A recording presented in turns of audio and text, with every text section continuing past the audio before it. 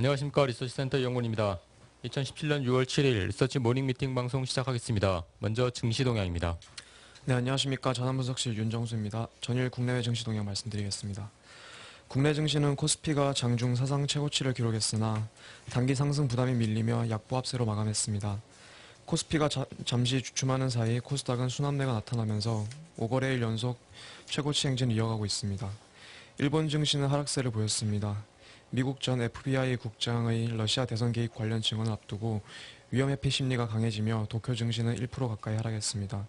안전자산인 엔화도 급락했습니다. 중국 증시는 상승했습니다. 인민은행의 유동성 투입 소식이 호재로 작용했습니다. 또한 은행감독 당국이 일부 은행들에 대해 6월까지 제출해야 할 자체 보고서를 연기하는 것을 허용하면서 투자 심리가 막판 개선되며 상승세를 떠받쳤습니다. 유럽 증시는 영국 총선과 중동의 카타르 단교 사태 등 정치적 불확실성으로 대부분 하락 마감했습니다. 브렉시트 국민 투표 이후 파운드와 약세로 증시 혜택을 받았던 영국 증시는 총선이 예측 불가로 흐르며 투자자들의 투자 의지가 꺾인 모습을 보여주고 있습니다. 미국 증시도 유럽 증시와 비슷한 이유로 하락했습니다. 업종별로는 에너지 업종이 1.2%로 크게 상승한 반면 금융과 헬스케어 등은 내림세를 보였습니다. 감사합니다. 투자 전략입니다. 주식 전략과 금리 전략 준비되어 있는데요. 먼저 주식 전략 내용 들어보겠습니다. 제목은 2004년으로 돌아간다면 어떻게 하시겠습니까? 입니다. 예, 안녕하십니까. 전략 담당하는 이재만입니다. 오늘 말씀드릴 부분은 약간 이제 단기적으로 보게 되면 아무래도 이번 주 목요일이 선물 옵션 동시만기일이고 다음 주 목요일이 또 공교롭게 FOMC 회의가의 결과가 발표되는 때입니다. 약간 단기적으로 보면 이벤트상으로도 좀 부담스러울 수 있는 구간은 좀 맞지 않나라는 생각을 하는데 약간 이제 장기적인 그림을 그릴 때는 어떤 시점에 어떤 모습을 봐야 될까라는 좀 시사점을 갖고 오늘은 좀 말씀을 드리도록 하겠습니다. 가끔 이제 가장 많이 문의받는 그 질문 중에 하나가 전체적으로 지금 시장의 모습이 어느 시점과 가장 유사하다라고 볼 수 있는지에 대해서 문의를 받았는데 이거를 갖고 제가 글을 풀어갖고 말씀을 좀 드리도록 하겠습니다. 우선 지금과 가장 유사하다라고 볼 수 있는 시점은 대략적으로 2004년이라는 시점이 가장 유사할 거다라는 생각을 갖고 있습니다. 왜 그러냐면 2004년도 지금처럼 얘기하는 공화당이 집권했던 시기였습니다. 당시에는 조지 부시 대통령이 있었고 기본적으로 2003년에 이라크하고 종전을 선언을 했긴 했습니다만 그 이후에 테러라든가 전쟁에 대한 공포가 훨씬 더 빠른 속도로 증가를 했다는 특성을 갖고 있죠. 2004년하고 2005년 아시는 것처럼 스페인의 마드리드하고 실질적으로 영국의 지하철 테러 사건이 있었던 때기도 합니다. 약간 전쟁이나 테러에 대한 공포가 지금처럼 굉장히 높아졌다는 게 어떻게 보게 되면 외부 환경에서 유사점을 찾을 수 있는 부분이 되는 것 같습니다. 여기서 좀 살펴봐야 될 게 당시에 이제 경제라든가 이런 부분들에 대한 생각을 좀 보실 필요가 있을 것 같은데 2004년 때는 실제적으로 IT 버블에 붕괴하고 이런 쪽들의 위기가 좀 해소가 되게 되면서 글로벌 경기가 전체적으로 본격적인 확장 국면 안에 들어간다는 특성을 갖고 있습니다. OECD 경기 선행 지수가 거의 4년 만에 100을 넘어서는 확장 국면 안에 들어가게 되는데 근본에도 비슷하죠. 지난해하고는 달리 2017년 들어서 OECD 경기 선행 지수가 확장 국면 안에 들어가게 되면서 미국을 중심으로 해서 글로벌 경기가 성장한다는 특성을 갖고 있죠. 그래서 2004년 같은 경우는 미국을 중심으로 해서 기준금리를 또 인상을 했던 시기이기도 했습니다. 2004년에 미국의 패드가 기준금리 인상을 시작을 했고 당시에 중국의 인민은행도 같이 동반해서 기준금리를 인상했던 시기이기도 합니다. 지금도 마찬가지죠. 2017년 들어서 본격적으로 패드를 중심으로 해서 금리를 인상을 하는 시기이기도 하고 ECB라든가 이런 쪽들도 연말이 되게 되면 금리 인상을 타진할 가능성이 굉장히 높은 시점이라고 생각을 하시면 될 것 같습니다. 내부적으로 좀 생각을 해보면 우리나라는 IT 버블 붕괴 말고도 카드채 사태라든가 SK 글로벌 분식회계가 있었던 때기도 합니다. 그렇기 때문에 전반적으로 기업들이 구조조정을 하게 되죠. 부채 비율이 감소를 하게 되고 영업의 레버리지가 높아지는 형태를 보였다는 특성이 있는데 지금 국내에도 마찬가지죠. 2012년 이후에 국내 기업들이 구조조정을 했습니다. 그래서 보이시는 것처럼 전체적으로 부채 비율은 낮아지고 있고 영업의 레버리지는 굉장히 높아지고 있죠. 영업의 레버리지가 높아진다는 건 고정비가 감소를 했고 어느 정도 마진이 개선됐다는 의미를 갖다는 않는다고 생각을 하시면 될 것 같습니다. 이 부분으로 바로 연결이 되겠죠. 보이시는 것처럼 2004년 같은 경우는 우리나라 그 코스피 상장 기업들의 순이익이 굉장히 크게 레벨업을 했던 시기입니다. 2003년에 20조 원에 불과하던 상장 기업들 순이익이 2004년에 들어가면서 55조 원으로 진입을 하게 되는 새로운 쪽의 이익의 레벨을 달성을 하게 되죠. 지금도 마찬가지라고 생각을 하시면 될 것 같아요. 2016년에 95조 원으로 상장 기업들 순이익이 사상 최고치를 찍게 되는데 올해 같은 경우는 138조 원 정도를 기대를 하고 있는 시점은 이익의 레벨업도 2004년과 굉장히 유사하다라고 생각을 하시면 될 것 같습니다. 외국인의 매수와 기관의 매매 패턴도 굉장히 동일한 측면을 갖고 있는 것 같습니다.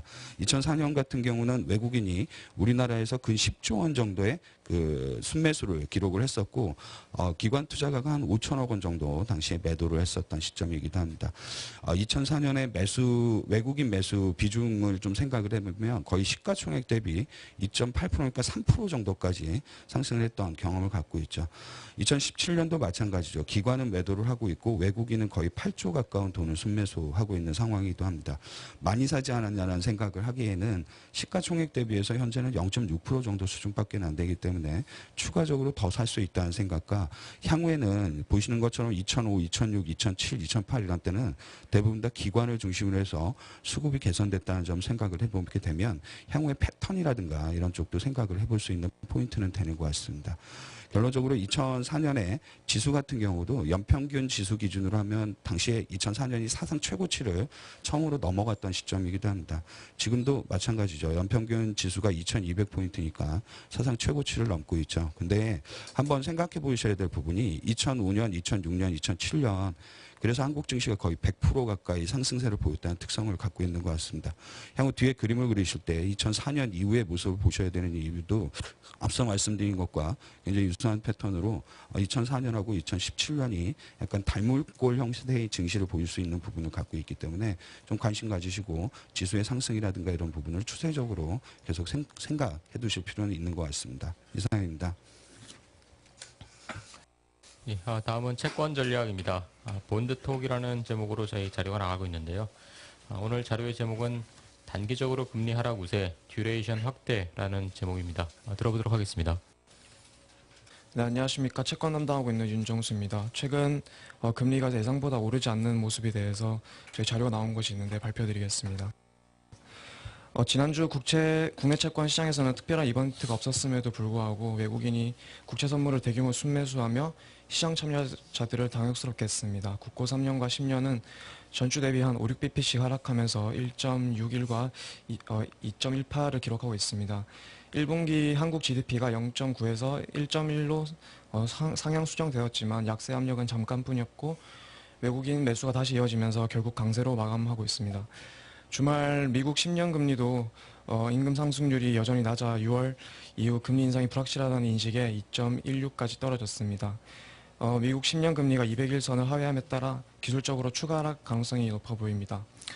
이 또한 단기적으로 금리를 끌어올릴 만한 요인도 찾기 어려운 상황입니다. 지난주 발표된 5월 중국 차이신 제조업 PMI는 11개월 만에 위축 국면에 접어들었고 미국 제조업 지표도 4월 이후 둔화되는 추세입니다. 한국과 대만의 반도체 생산도 최근 동반 하락하면서 단기적으로 금리를 끌어올릴 만한 요인을 찾기 어려운 가운데 지표 둔화가 더해지면서 국내외 장기금리는 추가 하락 가능성이 높아졌다는 판단입니다. 미국 10년 금리는 고점 대비 조정을 감안하면 2% 초반까지 하락을 시도할 것으로 보이고 국고 10년도 2.1 수준까지 10bp 가량 추가 하락 가능성이 있어 보입니다. 투자 전략은 단기적으로 장기채 중립 비중 이상으로 확대하는 것을 추천하고 있습니다. 이상입니다. 다음은 경제입니다. 경제 스냅샷이고요. 미국 5월달 ISM 서비스업 관련된 지표 점검해보는 시간입니다. 들어보도록 하겠습니다. 자산사실 정기원입니다. 미국 5월 ISM 서비스업 코멘트 드리겠습니다. 미국 서프라이즈 인덱스가 마이너스 국면으로 접어들었고 미국 경기에 대한 우려가 이어지고 있는데요. 미국 경제의 약 3분의 1을 차지하는 서비스업에 주목할 필요가 있습니다. 미국 5월 ISM 서비스업 지수가 56.9로 전월 대비 하락했는데요. 세부 항목을 보면 지난달 12년 내 최고치를 경신했던 신규 수주가 하락했고요. 기업 활동도 둔화됐습니다. 다만 예상과 달리 고용은 호조를 보였는데요. 전반적으로 서비스업 성장 속도는 완만해졌지만 4월 RSM 서비스 서비스가 상대적으로 높았다는 점을 고려하면 현 수준이 그리 나쁘게 보이지는 않습니다. RSM 서비스업 고용이 큰 폭으로 상승했는데요. 고용 증가의 배경은 서비스 수요 증가, 사업 확장, 그리고 계절성이라고 보고 있습니다. RSM 서비스 고용 부문 상승을 감안하면 지난 주말에 부진했던 비농업 신규 고용이 일시적일 가능성이 있고요. 따라서 미국 고용에 대한 과도한 우려는 지양할 필요가 있다고 생각하고 있습니다. 현 인플레 둔화에 대한 우려는 불가피한데요. RSM 서비스선 물가지수가 기준선을 하회했습니다. 물론 연준 6월 FOMC에서 금리를 올릴 것이라는 사실에는 변함이 없지만 미국 소비자 물가의 약 64%를 차지하고 있는 서비스선 물가가 상품 물가와 함께 둔화됐습니다. 지난 2월까지 3% 이상의 상승을 이어갔던 서비스선 물가가 4월 2.8%로 하락했는데요. 통화정책 정상화에 들어간 연준의 인플레 관련 고민이 부각될 수 있을 것으로 보입니다. 이상입니다. 다음 기업 분석으로 넘어가겠습니다. 오늘 기업 분석 BHI와 슈프리마, 코리아 FT 자료가 준비가 되어 있는데요. 먼저 BHI입니다. 제목은 지멘스와 BHI의 환상 콤비라는 제목입니다. 내용 들어보도록 하겠습니다. 네, 안녕하세요. 박노현입니다. 오늘 BHI 오랜만에 준비를 했는데 몇 번 제가 설명을 들었는데 일단 LNG에 대한 수요가 많이 올라가고 있고 그 수요의 거의 대부분은 발전소로 들어가고 있는 것으로 볼 수가 있습니다. 그러면은 LNG를 사용하는 복합화력 발전에서 가장 메인 장비는 가스터빈이 되고 가스터빈 다음으로는 히트 리커버리 보일러 HRSG가 되고 있는데 이 가스터빈은 전 세계에서 GE하고 지멘스가 양분을 하고 있는 상황이죠. 그래서 이 GE는 이제 아무래도 북미 시장에서 장악력이 높은 그런 상황이고 지멘스 같은 경우에는 유럽이랑 옛날 유럽의 지배를 많이 받았던 중동 그리고 동남아 이런 지역에서 사실상 시장을 지배를 하고 있는 상황입니다. 그래서 현재 마켓은 여기가 가장 큰데 현재 그로스가 가장 좋은 지역은 동남아시아 지역이 좀 되고 있고요. 그래서 LNG 발전소를 건설을 많이 하는 동네는 요즘에 동남아시아가 많이 뜨고 있는 상황이기 때문에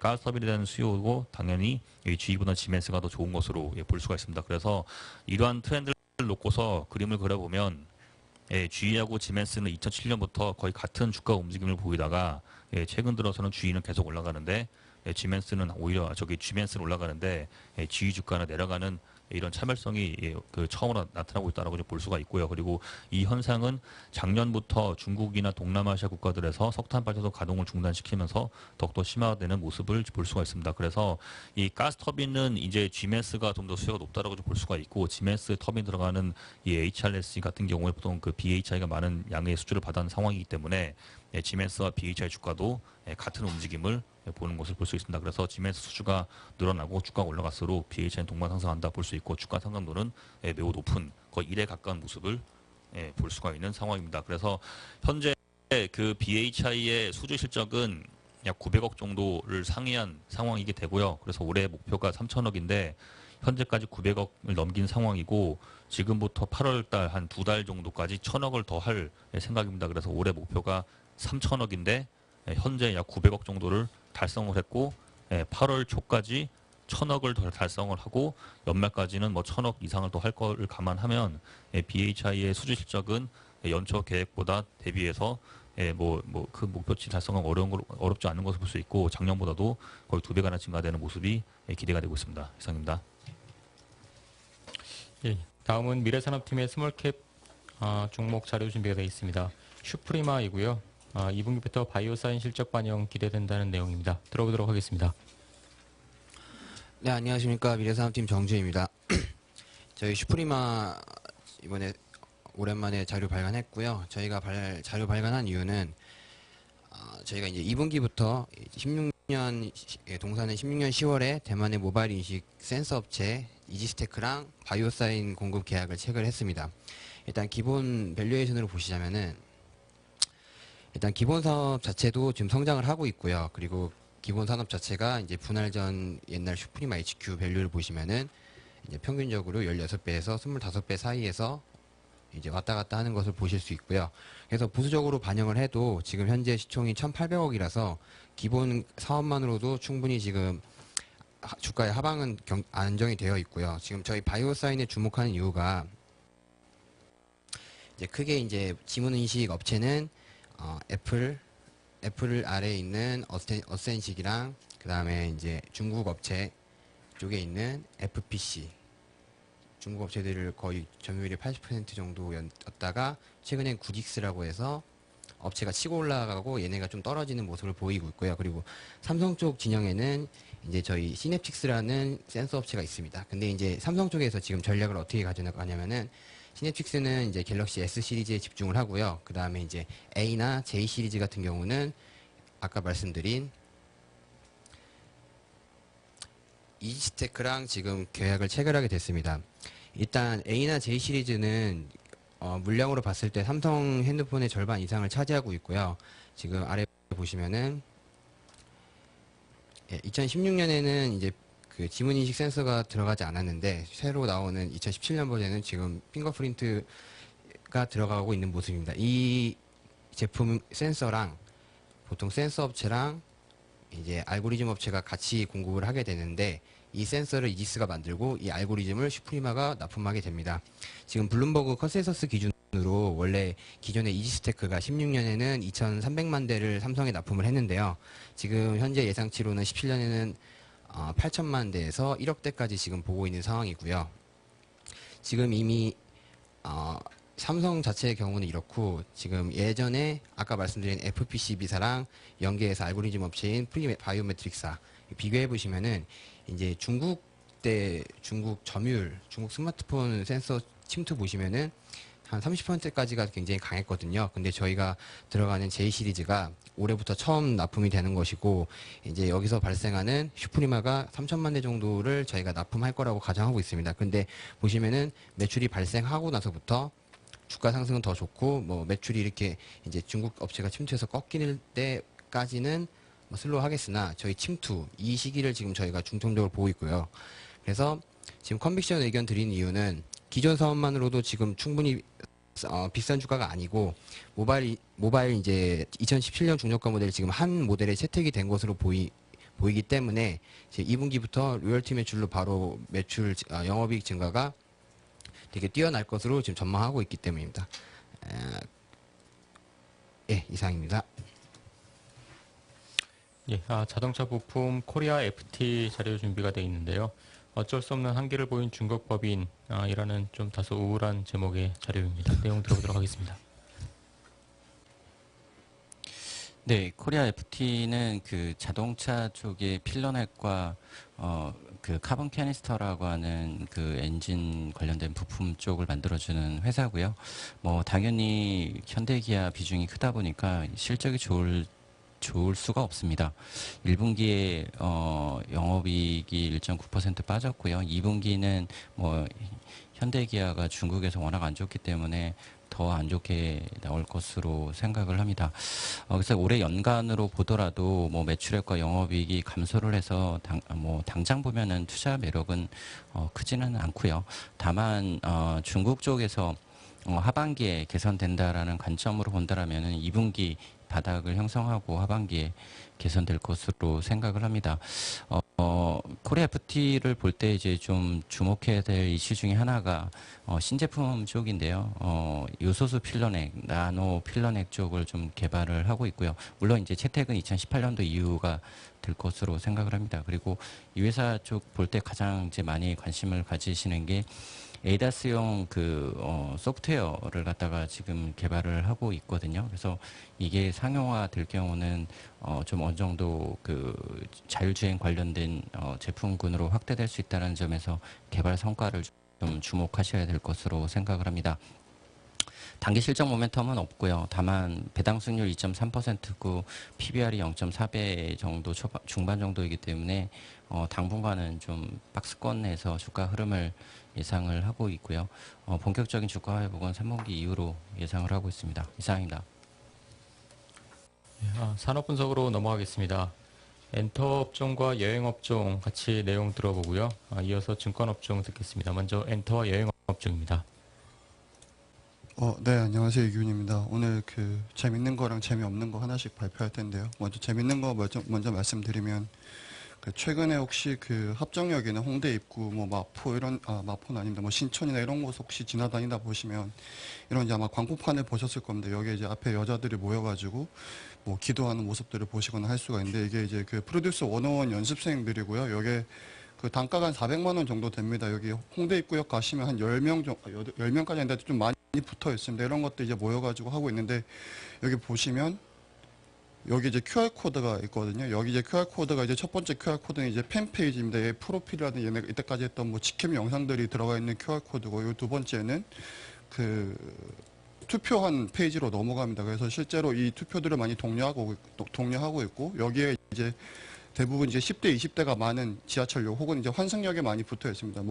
강남이나 잠실이나 삼성 이런 데 가서 보시면 될 것 같고요. 밑에 보시면 흰색 되게 많은데 이것들이 이제 후원자 명단입니다. 그래서 자발적인 광고를 하고 있고요. 여기도 이제 합정역에 있고, 여기 보시면 보이시는지 여기 이제 퍼스트 차이니스 팬클럽이라고 있습니다. 여기 이제 한국 팬들이 한 게 아니고 중국의 공식 팬클럽이 아직 데뷔하기도 전인데, 이 친구들이 자발적으로 돈을 400만 원 내고 광고를 게재하고 있습니다. 지금 가장 인기 많은 이 박지훈이라는 친구는 이제 지하철 투어라는 게 있는데요. 여기 보시면 역마다 이렇게 다 붙어 있습니다. 그래서 여기 통해서 팬들이 동시에 움직이고 있다. 이렇게 보시면 되고요. 이런 것들이 제가 다 찾지 못했습니다. 너무 많아가지고. 근데 여기 보시면 멤버들마다 여기 역들이 다 있습니다. 여기 좀 훨씬 더 많은데 시간 다 찾지 못해서. 네, 그렇고요. 어쨌든 이렇게 하는 것 자체가 기본적으로 이 팬들의 이 성장 속도를 굉장히 가속화시킬 수 있는 건데요. 보시면 지금 기존에 이제 작년에는 프로듀스 101 보셨던 분들은 한 명에서 한 명이 픽할 수 있는데, 지금 한 명에서 두 명을 픽할 수가 있죠. 그러다 보니까 이제 팬들이 이렇게 좀 적극적으로 개입하는 현상들이 나타나고 있고, 이런 이제 개입하는 현상들이 과연 프로듀스 101이 절대 그렇지 않습니다. 보시면 YG의 신인 그룹인 아이콘이라는 그룹도 윈이라든지 믹스앤매치 혹은 이제 쇼미더머니에 나왔던 거고, 트와이스 아시겠지만 16을 통해서 지금 사상 최대 실적을 이미 갱신을 하고 있습니다. SF9이라고 FNC에 나왔던 그룹 역시 DOB 댄스 오브 배틀이라는 프로그램 통해서 나왔고요. 펜타곤이라는 역시 펜타곤 메이커, 그리고 지금 잘 나가는 세븐틴이라는 그룹도 세븐틴 메이커라는 이런 오디션 프로그램을 했습니다. 그래서 이런 것들이 실제로 이런 검증된 모델이고, 관련주로는 이제 JYP 같은 경우는 트와이스가 이미 실적을 경신하고 있고, 내년부터 이제 콘서트가 될 텐데, 현재 2015년도에 40억대 영업이익이고 작년에 140억 했습니다. 올해 180에서 200억 정도 추정이 되고요.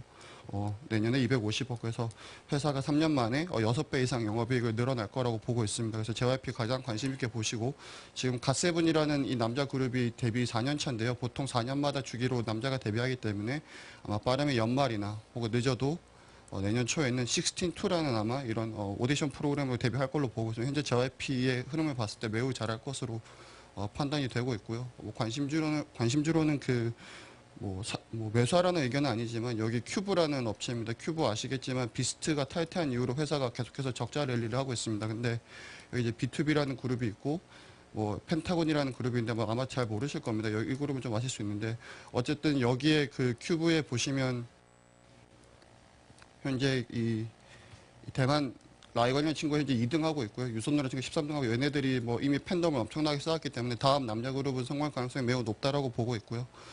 다음에 이제 판타지오라는 회사인데, 이게 7월 1일 날 이제 물적 분할을 합니다. 그 전에 원래 교육회사랑 같이 붙어 있었는데, 물적 분할하게 되면 하반기에 아이틴 걸즈라고 프로듀스 101에 데뷔했던 두 명이 여기 데뷔하게 되고요. 현재 옹성우라는 사람인데 여기 한 7등 정도 하고 있습니다. 그래서 프로듀스 101 최대 수혜주로 좀 판단하고 있고, 여기 이제 남자 그룹 아스트로라고 아시는 분도 아시겠지만 잘생긴 친구가 한 명 있습니다. 그래서 판타지오가 하반기에는 좀 주가가 될 것으로 보고 있고요. 여기 이제 상장사에 남아있는 연습생들의 순위 참고하셔서 그냥 투자해보셔도 나쁘지 않다. 지금 큐브랑 판타지오 현재 주가는 방송 이후에 한 15% 7% 정도 상승했습니다. 네, 다음에 이제 여행입니다. 제가 계속해서 모두 투어 작년 2위 때부터 1년째 계속 토픽으로 모두 투어를 말씀을 드리고 있는데요. 다만 단기적으로는 하나 투어가 좋다는 코멘트입니다. 왜냐하면 연간으로 봤을 때 모두 투어, 인터파크 둘 다 영업이익이 컨센서스 상향하고 있는데, 유일하게 하나 투어만 하락하고 있죠. 면세점 때문에 그렇고 본업도 사실 그렇게 좋지는 않습니다. 그런데 모두 투어 4만 원, 하나 투어 9만 원, 그다음에 인터파크 14,000원 정도로 보시면 이것들이 현재 작년에 27,000원이었죠. 얘가 9,000원이었고 6만 중반이었던 것 같은데 이미 그 올해 좋아지는 것들을 여행주들이 상당 부분 반영을 했습니다. 연초 이후 제 커버리지 여행주의 가장 실적이 주가 성능이 가장 좋았고요. 다만 1분기에 그래서 컨센이 80억이었는데 그 모두 투어 110억 나왔죠. 요 서프라이즈만큼 주가가 상승을 했습니다. 그런데 인터파크도 마찬가지고 그런데 이제 2분기로 보시면 올해는 연간으로 영업이익이 원래 1분기 280이 지금 350억까지 올라왔거든요. 그래서 이런 관점에서 보면 모두 투어의 서프라이즈 가능성이 좀 많이 낮아지고 있다. 1분기 대비해서. 그래서 이미 주가들이 좋은 것들을 많이 반영을 했습니다. 인터파크 마찬가지입니다. 인터파크 연초에 220억, 현재 270억까지 올라왔거든요. 그래서 이런 것도 이미 주가에 다 상당 부분 반영을 했습니다. 그럼 이제 남은 게 하나투어인데 하나투어는 유일하게 하락하고 있죠. 근데 2분기가 면세점 관련된 일회성 비용이 아마 들어갈 텐데 이게 많으면 많을수록 얘네들은 오히려 시장에서 긍정적으로 평가를 할 겁니다. 그래서 하나투어가 단기적으로 주가가 되는 거고요. 이미 모두 투어는 48,000원, 이 인터파크는 13,500원을 찍고 내려오는 구간입니다. 그러니까 이미 좋은 걸 다 반영해서 차익이 대부분 들어갔기 때문에 주가 추가적으로 상승이 좀 어렵다. 당분간 박스권 될 거라 보고 있고요.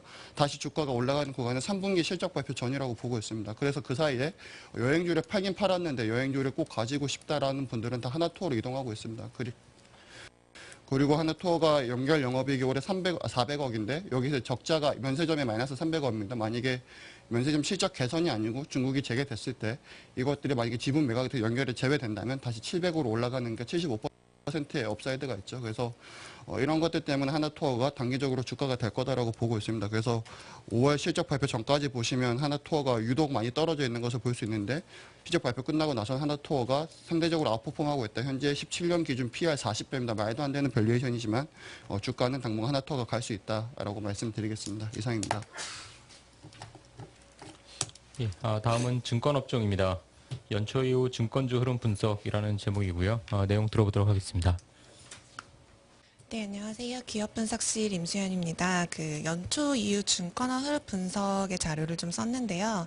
과거 한 20년 정도의 증권업 지수 상승 시기의 공통점, 특히 특징을 좀 정리를 해보면 우선 첫 번째로는 국내외 리스크가 부각이 된 이후에 경기 개선 기대감에 따른 반등, 그리고 새로운 규제의 도입이라든가 아니면 기존 규제의 완화 등 정책 기대감에 따른 주가 반영, 그리고 좋은 시장 흐름에 따른 거래 대금 증가에 따라서 실적이 좋았던 해에 주가 상승 등으로 좀 정리를 할 수 있습니다. 다시 말하면 실적보다는 증권업종은 대체적으로 기대감이 주가 상승을 견인하는 경우가 좀 빈번했습니다.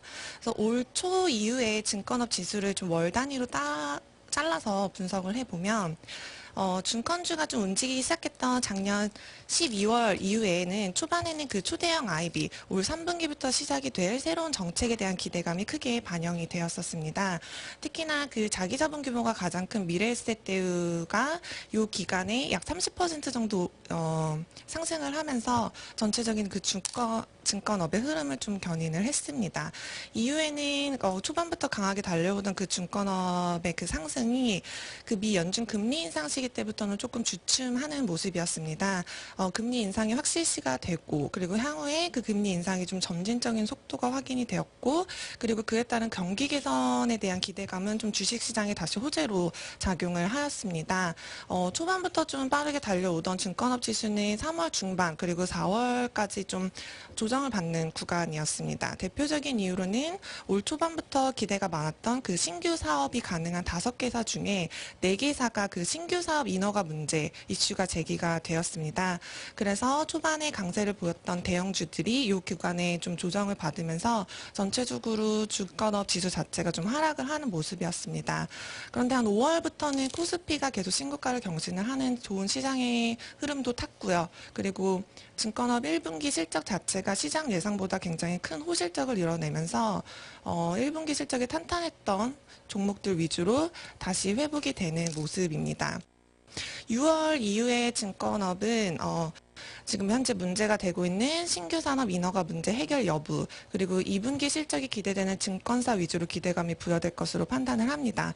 그래서 발행업 업무를 가장 빨리 시작할 가능성이 높은 NH증권, 그리고 1분기에 이어서 2분기에도 호실적이 기대가 되는 한국금융지주를 추천드리고 있습니다. 감사합니다. 예, 혹시 추가적인 발표나 코멘트 있으신가요? 예, 없으시면 이상으로 6월 7일 리서치 모닝 미팅 방송 모두 마치도록 하겠습니다. 즐거운 하루 되시기 바랍니다. 감사합니다.